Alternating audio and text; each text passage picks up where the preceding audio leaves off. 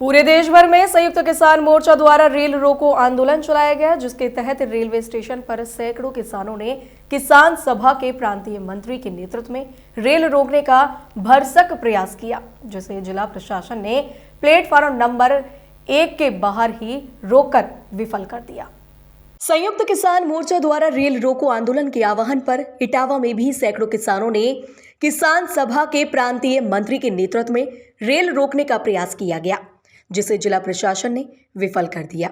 इस दौरान किसान नेता मुकुट सिंह ने कहा कि यह अडानी अंबानी की गोद में बैठी सरकार है, जिसे किसानों का कोई दर्द नहीं दिख रहा है।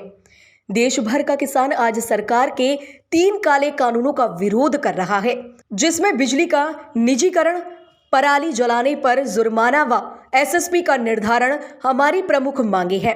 मोदी सरकार से हमारी मांग है कि लखीमपुर खीरी में किसानों पर हुए अत्याचार पर मंत्री पर 120B के तहत कार्रवाई की जाए, लेकिन नहीं, मोदी सरकार नहीं कर रही है और 11 महीने से आंदोलित किसान आज परेशान होकर आत्महत्या करने पर मजबूर है। अब तक देश भर में 700 से अधिक किसान अपनी जान दे चुके हैं। अब हम तब तक नहीं झुकेंगे जब तक हमारी मांगे नहीं मान ली जाती। यदि आप में से किसी को यकीन न हो तो नई मंडी में जाकर देख लीजिए, जहां धान 1100 रुपयों में बिक रहा है, जबकि एसएसपी में 1940 रुपया इसका मूल्य निर्धारित है।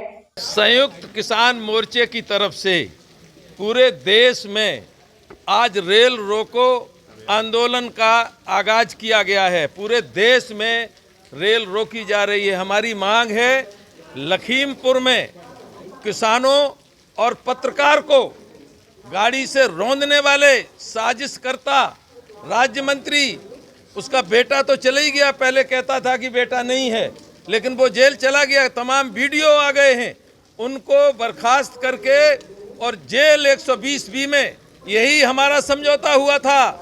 हम उस समझौते में लखीमपुर में टिकैत साहब और सब हम लोग थे और ऐलान किया गया था कि राज्य मंत्री को भी 120B में लेके और कार्रवाई होगी। इससे मोदी सरकार मुकर रही है, किसानों को धैर्य का तोड़ने पर काम कर रही है। इसी के साथ साथ 11 महीने से किसानों का बॉर्डर पर और पूरे देश में आंदोलन चल रहा है। 700 से ज़्यादा किसान अपनी जान दे चुके हैं। 3 काले कानून, बिजली का निजीकरण और पराली का फिर होने लगा है कि पराली जलाने से ये हो रहा, वो जो जुर्माना है खारिज, और एमएसपी की गारंटी। हमारे प्रधानमंत्री कहते हैं एमएसपी थी, है, रहेगी, लेकिन मैं ज़्यादा नहीं बढ़ाऊंगा। आप चले जाइए इटावा मंडी में, धान 1100 रुपया बिक रहा है और उसका रेट 1940 रुपया है। कहाँ है एमएसपी? ये हमारे साथ धोखा हो रहा है, किसानों को छला जा रहा है। ये सरकार किसान विरोधी है, अडानी अंबानी की गोद में बैठी हुई सरकार है। इस सरकार को हटाना होगा और 2022 में उत्तर प्रदेश के चुनाव में योगी को सत्ता के बाहर का रास्ता दिखाना होगा। ये संयुक्त मोर्चे का फैसला है, मैं नहीं कह रहा हूँ, ये संयुक्त मोर्चे का फैसला है। मिशन उत्तर प्रदेश की घोषणा की गई है और वो घोषणा गांव-गांव तक जाएगी।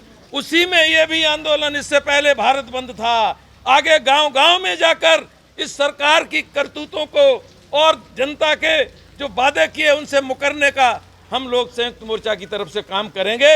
इसीलिए आ रहे हैं, इसीलिए आज रेल रोको का कार्यक्रम कर रहे हैं। आज संयुक्त किसान मोर्चा का आह्वान था, तो ये लोग रेलवे स्टेशन तक आए थे, पुलिस प्रबंध था और इन लोगों द्वारा अपनी जो भी बातें थीं वो अपने साथियों के सम्मुख कही गई हैं और कोई ज्ञापन आदि का कोई कार्यक्रम नहीं था, कोई लॉ एंड ऑर्डर की स्थिति नहीं हुई और सकुशल इस प्रदर्शन को समाप्त करा। ये इन्होंने रेल रोकने का अभियान चलाया था, क्या ये रोकने के लिए आगे बढ़े थे कि अंदर पहुँचे सर?